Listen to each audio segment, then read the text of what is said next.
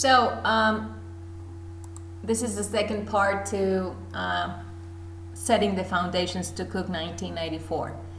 So what a linguist does then is go beyond the listing of examples of sentences judged to be grammatical or ungrammatical, what we did at the very end of the very first part of our presentation, and instead the linguist seeks to formulate general principles and rules that are the basis of the grammatical sentences of a language. So what is it that all sentences that are judged to be grammatical, to be well formed, have in common? What are those principles that enable these sentences with their different, variants to be well formed in a given language?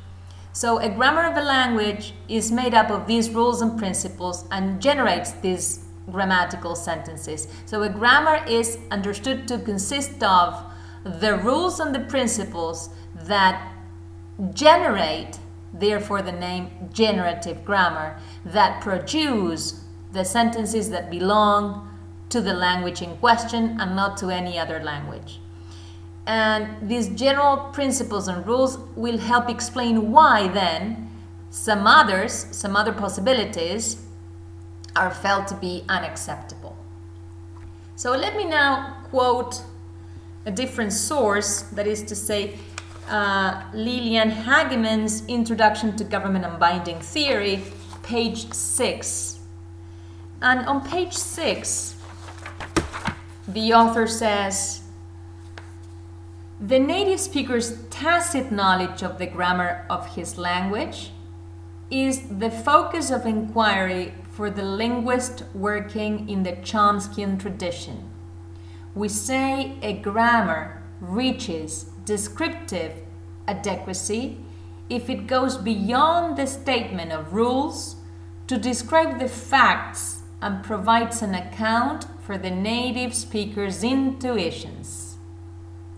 The native speaker may not be able to state these rules and principles that underlie the sentences he produces, but he has an unconscious or tacit knowledge of such principles. That is to say, he has internalized the grammar of the language. It is the job of the speaker, then, of the linguist, then, to formulate what the native speaker has intuitive knowledge about, to formulate the explicit rules that underpin, that make possible the sentences that belong to a language or to another. And then page 7,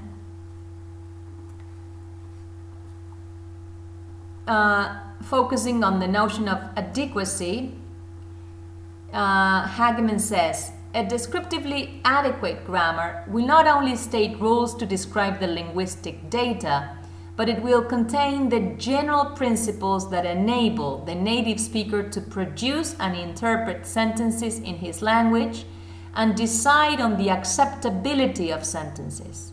Such a grammar is an explicit formulation, this is what the linguist seeks to do, of the tacit knowledge, linguistic knowledge, of the native speaker, the internal grammar that native speaker has. And here of importance, this differentiation. So we have, at this point, we turn to the notions of grammaticality and acceptability. Grammaticality is a theoretical notion. A sentence is grammatical if it is formed according to the grammar of English as formulated by the linguist. That is to say, it is well formed, it is possible in the language in question. Acceptability is the term which characterizes the native speaker's intuitions about the linguistic data. So grammaticality pertains more to the realm of technical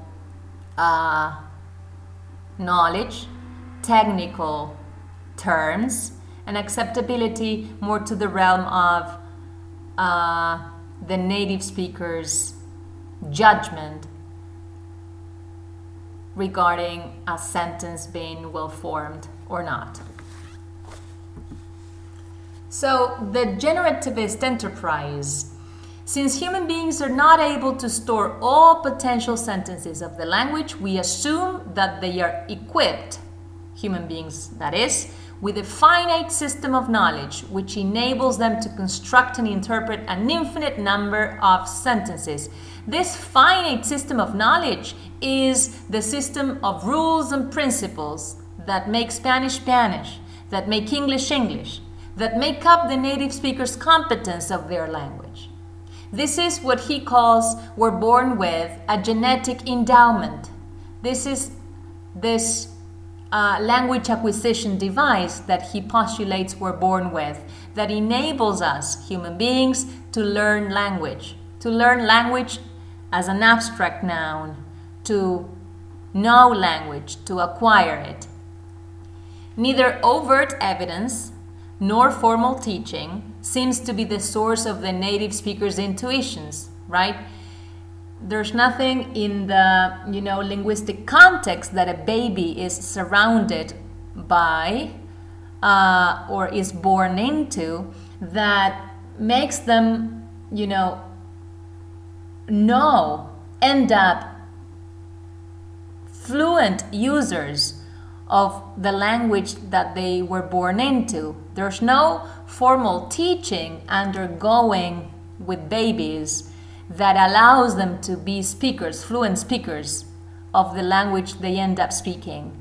He says, Chomsky says, there must be something else, something that babies are born with that enables them to end up being fluent speakers of the language that they end up speaking. And this is universal grammar, right? A system of all those principles and rules that are common to all human languages. This is what we all have in common, we human beings. What he postulates, a theoretical tenet that he postulates, we are born with so that we are able to acquire language so easily as we do. It contains general principles of language. It is a basis, it is a matrix. It is common to all languages. It is properties shared by all languages. And what this enterprise is about is the search for language universals. So we're born into a specific linguistic context, and there's this triggering experience of language X, any language that we would like to put in focus. Then comes UG with its parameters. This will become clearer later on in the presentation. And this results in the core grammar of language X. So here is what we are born with, what we have in common, any member of our species. But then, depending on the language that we're born into, will we access the core grammar of that language and not any other language? Will we be able to judge the well-formedness of sentences that belong to the language that we have been exposed to since we were born? Okay, let me go now and let me ask you to go to, with me, pages 25 and 26 in our material. Page 25, at the very end, is the section in which Cook says the human mind similarly has built-in language principles that are part of its knowledge of any language. But it also has parameters within these principles whose values are set to the actual language it learns. The principles are the permanent equipment in all minds. The parameters tune the principles to a particular language or languages, depending on the context that we're born into, being bilingual, trilingual, or monolingual. A mind that knows English and one that knows French contain the same language, and I'm turning the page over, principles. The main difference between them is the different settings for the language parameters. Now, as an example of a principle, let me turn to Hageman now, to page 11 in this source, and read to you what the embedding principle establishes. A grammatical sentence can become a subordinate clause in a complex sentence. So the possibility for, subordination, the fact that one simple sentence can become a part of a larger sentence, of a complex sentence. This is possible in, according to these linguists, all languages. So there must be a principle then. For all languages share the possibility for a grammatical sentence, a simple sentence, to become a subordinate clause in a complex sentence. And another principle of importance that we'll later discuss when reading Pinker is the principle of recursion. We will tackle its definition later in this presentation. Let me see how much time I've used so far. 11 minutes. Okay, I can go on a bit more. So the embedding principle, getting back to what I read to you from Hageman's chapter. An example here. I like the house in the valley behind the hills by the river. So we can go on endlessly adding subordinate clauses to the first simple original sentence, by means, in this case, of the possibility of adding relative clauses, that is to say, finding a noun that is modified by another nominal here, in this case, the clause, the valley which is behind the hills, or a prepositional phrase for that matter, behind the hills, a noun modifier by means of a prepositional phrase, the hills in which we find a river, I am producing the relative clause, or by the river, another type of modifier in the form of a prepositional phrase. Now let me get back to Hageman, pages 14 and 15, and read out from this source.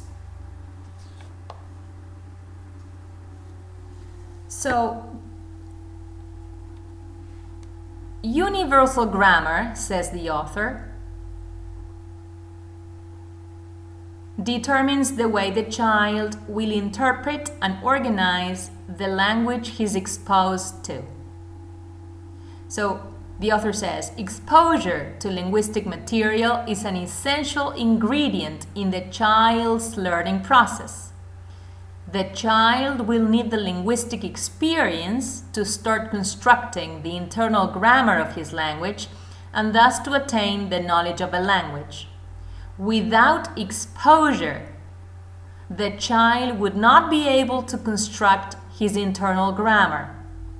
He would not know, for instance, whether to pick subject-verb-object as an arrangement, as a possible arrangement in his language, or SOV, subject-object-verb. So universal grammar is crucial in the organization of the primary linguistic experience. Universal grammar sets the scene, allows for the child to understand how is it that the language that he or she was born into works. Of all the possibilities that the principles allow for, the child will end up specifying, determining what is it that the language in particular that he or she was born into actually permits, actually enables.